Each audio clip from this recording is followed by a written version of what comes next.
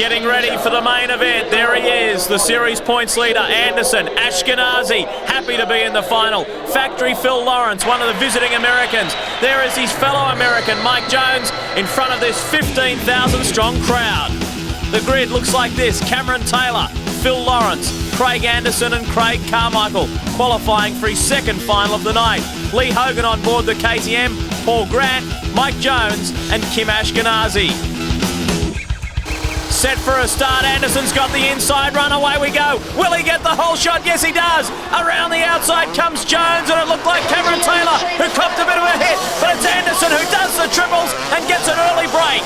That was a shrewd move by Anderson. He checked out Cameron Taylor just heading around the first corner, but it is Anderson in the lead, very smooth, so Ando is going to be a tough guy to beat from here. Phil Lawrence in second on the Castrol KTM, and Dynamite Jones with Cameron Taylor just in behind him in fourth. This is exactly what Anderson likes to do. This is the game plan that he has for every race. Get the start, get out in front and cruise on in, settle himself into a rhythm, and that's what he does so well. Carmichael with some work to do, so too Ashkenazi. Well, it'll be interesting if Phil Lawrence can reel him in on the Castrol KTM. Lawrence just sitting there in second place. Ando already establishing a lead as he charges through the stutter bumps. He's got a handy buffer over Factory Phil Lawrence. He's been impressive this visit to Australia, finishing in third place in Brisbane. If he stays where he is, he's heading for yet another podium finish here in Melbourne. Ando just squaring off that corner, gets the front wheel high, heading into the stutter bumps. You can see that hardly any other rider on the circuit is utilising that technique. Certainly working for him out there. Well, it's all about consistency, and it's all about winning, I guess. And this guy has not been defeated in every race of the last 2 rounds. He was untouched in Brisbane, and that's been the story here tonight. Can he hold it together and finish in the #1 position again? If not, if Factory Phil Lawrence can do anything about it. He's trying hard on board the Castrol KTM in second. Well, I think Lawrence has actually closed the gap on Anderson. You can see one of the mechanics there putting the pit board out. Do it, so he's getting plenty of support from the pit crew there. Gliding across the top of the stutters, Factory Phil Lawrence starting to reel Craig Anderson in. But then you've got to question, is Anderson just cruising?